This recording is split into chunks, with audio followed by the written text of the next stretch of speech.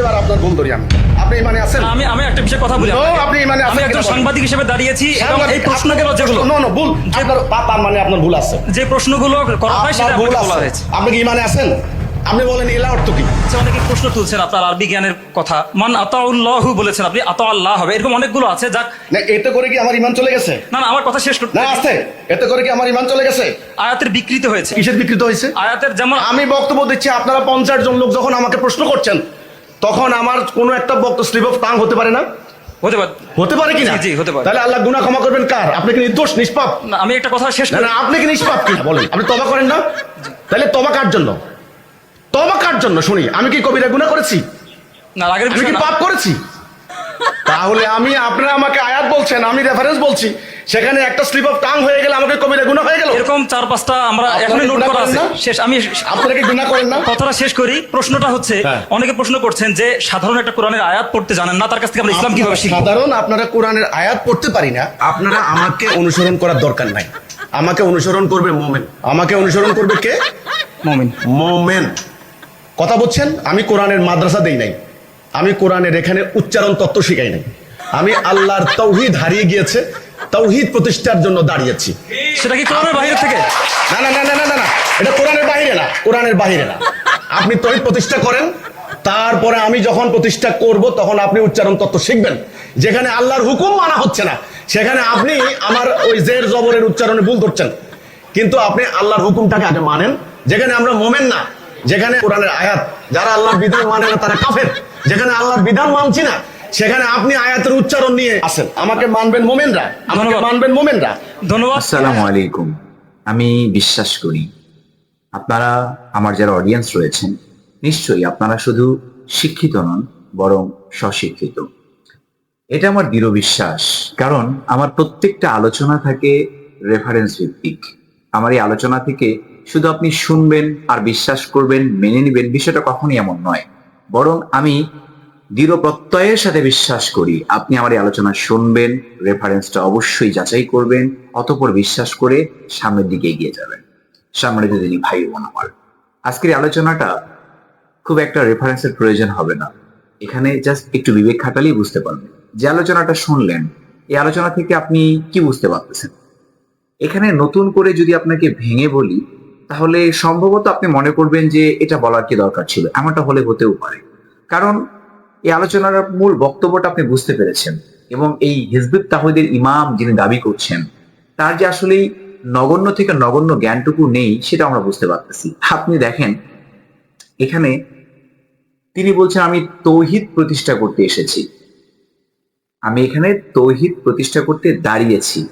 কোথায় থেকে তৌহিদ প্রতিষ্ঠা হবে একটু বলবেন কি? পবিত্র কোরআন থেকে।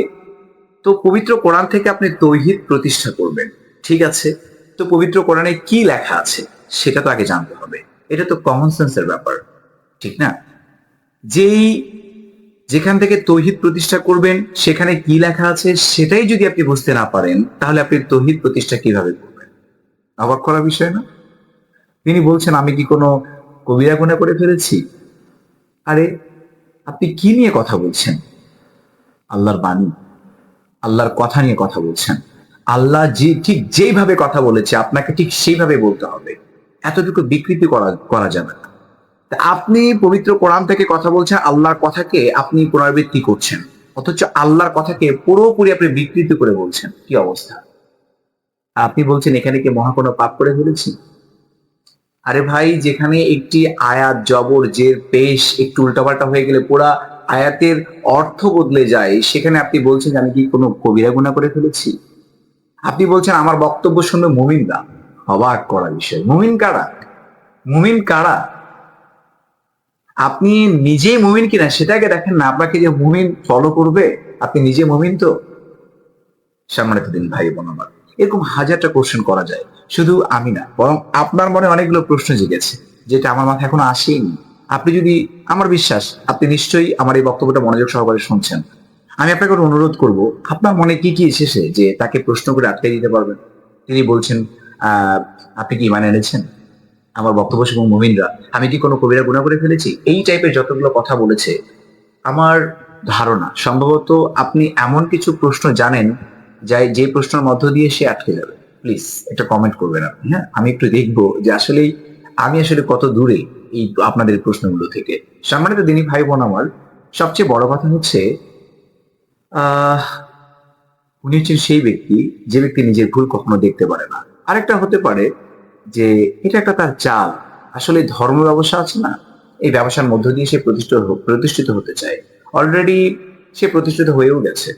হিজবুত তৌহিদ বাংলাদেশ থেকে ব্যান করা হয়েছিল একবার, তারপরে বিভিন্ন আন্দোলনের চাপের মুখে পড়ে ইত্যাদি ইত্যাদির মধ্য দিয়ে এটা আবারও মাথা উঁচু করে দাঁড়িয়েছে। এটা আসলে আমাদেরই দোষ, কারণ সিংহভাগ এই মুসলিম রাষ্ট্রে আমরা আসলে কোনটা সঠিক কোনটা ভুল এটাকে নিয়ে কথা বলার মতো ক্ষমতাও আমাদের নেই।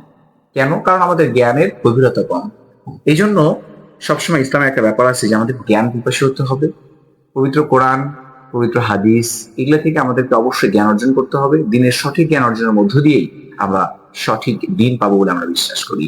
সম্মানিত দিনী ভাই বোন আমার, আসুন আমরা এই হিজবুত তাওহীদ নামে এই কাফের দলটাকে, নিঃসন্দেহে তারা কাফের, নিঃসন্দেহে তারা কাফের, নিঃসন্দেহে তারা কাফের। নো নেভার, এটা আমার বক্তব্য নয়। বড় বড় আলেমগণ যারা তারা যে ফতোয়া দিয়েছে সেই ফতোয়াকে আমি নকল করলাম। নো নেভার, ফতোয়া দেওয়ার ক্ষমতা আমার নেই। সুতরাং আমি শুধুমাত্র তাদের কথাটাকে বললাম, তারা কাফের। কেন কাফের, কিসের জন্য কাফের, এরকম হাজারটা ভিডিও রয়েছে, আপনারা যে সম্পর্কে অবগত আছেন। তাই আসুন আমরা এদের বিরুদ্ধে কিছু করতে না পারলেও ছোট ছোট প্রতিবাদের মধ্য দিয়ে মানুষের সামনে উপস্থাপন করি যে আসলে তারা কি বোঝাতে চাচ্ছে। অবাক করা বিষয়, আমার একটা বিষয় মনে পড়ে গেল যে তিনি যখন বলছে যে আমাকে ফলো করবো মুমিনরা, তখন সামনে একদল গভেট হাততালি দিচ্ছে। কি কাণ্ড! মুমিনরা তাকে ফলো করবে, অথচ মুমিনরা ফলো করবে কোরআনকে, আর সেই কোরআনের সে আয়াতকে উচ্চারণ করতে পারছে না, সেখানে কি লেখা আছে সে সেটাই জানে না, আর সে বলছে মুমিনরা নাকি তাকে ফলো করবে, আর গভীররা সবাই হাততালি দিচ্ছে। মূর্খতা কতদূর পৌঁছালে এমন অধপতন ঘটতে পারে? সম্মানিত দিন ভাই, কথা না বাড়িয়ে শুধু বিনয়ের সাথে অনুরোধ করবো, আসুন আমরা যে যার জায়গা থেকে ছোট ছোট এই প্রতিবাদগুলো করি।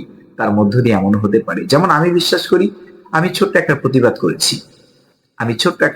করেছি, এর মধ্য দিয়ে কিছু না হলেও একটি মানুষও যদি উপকৃত হয়, তাহলে আমি সত্যিকার অর্থে নিজেকে আর কিছু না হলেও মনে করবো যে না, সম্ভবত আমি সার্থক। কারণ আমার চেষ্টাই হচ্ছে যে আমার এই ভিডিওর মধ্য দিয়ে কেবল একজন হলেও যদি সঠিক বুঝতে পারে। তাই আপনাকে অনুরোধ করবো, আপনি আপনার জায়গা থেকে ভাই ছোট ছোট প্রতিবাদ করেন। আশা করা যায় আপনার দ্বারা কেউ না কেউ উপকৃত হবে, সঠিক জিনিসটা বুঝতে পারবে। তাই কথা না বাড়িয়ে মহান রবের কাছে প্রার্থনা করবো, আল্লাহ যেন আমাদের প্রত্যেককে নিজস্ব জায়গা থেকে এই যারা দিনের বিরুদ্ধে কথা বলছে, যারা পবিত্র কোরআনকে প্রতিষ্ঠা করতে গিয়ে নিজের মতকে প্রতিষ্ঠা করতে চাচ্ছে, তাদের বিরুদ্ধে যেন আমরা দৃঢ় অবস্থানে যেতে পারি এবং পবিত্র কোরআন এবং সহিহ হাদিসের আলোকে নিজের জীবনকে গঠন করতে পারি। এই আশায়, এই কামনায় আজকের এই ভিডিওটা আমরা এখানেই শেষ করছি। আবারও দেখা হবে ইসলামিকের নতুন কোনো ভিডিওতে ইনশাআল্লাহ। ততক্ষণ পর্যন্ত মহান রব আমাদের প্রত্যেককেই ভালো রাখুন, সুস্থ রাখুন। আসসালামু আলাইকুম ওয়া রাহমাতুল্লাহি ওয়া বারাকাতুহু।